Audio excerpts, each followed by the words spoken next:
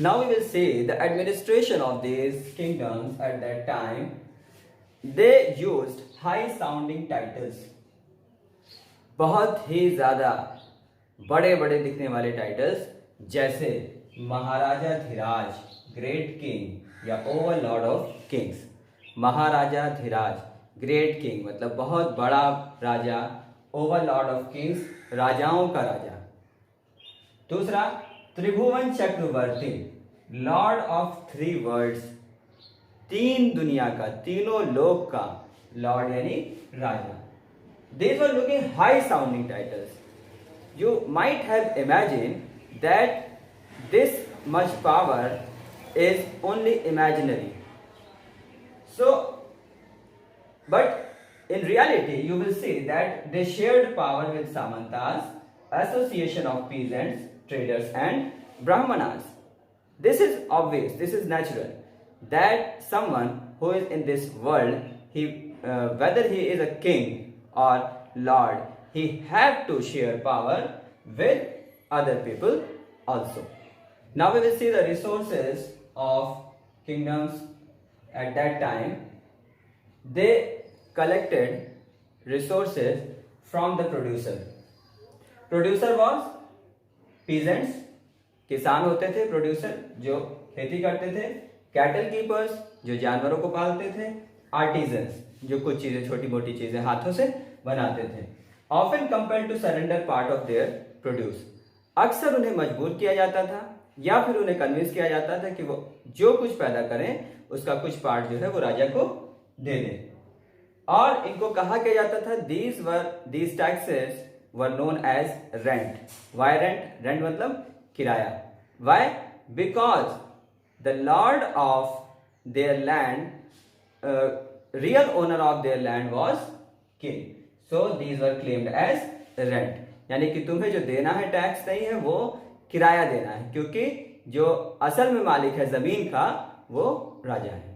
Now we will see the very interesting example of tax at that time in Tamil Nadu. It was known as 400 taxes. Why? It was known as 400 taxes because in a Chola inscription who ruled over Tamil Nadu, the 400 terms for different kinds of taxes was used.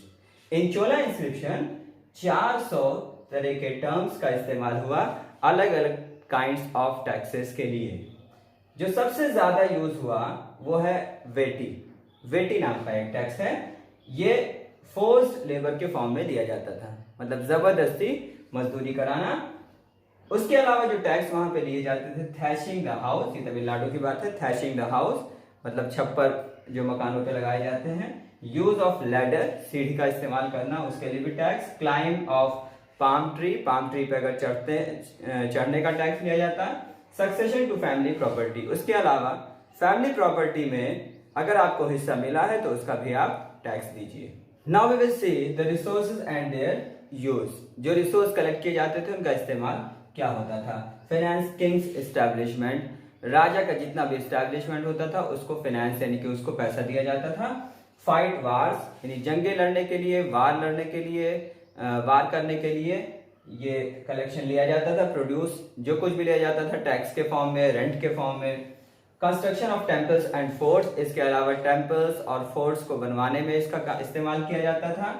Revenue collectors कौन होते थे उस time में? जो इस produce को collect करते थे वो कौन होते थे? ज्यादातर जो influential families, people came from influential families were often revenue collectors. It was a position as hereditary. Hereditary means a person who is a revenue collector, his son will become a revenue collector.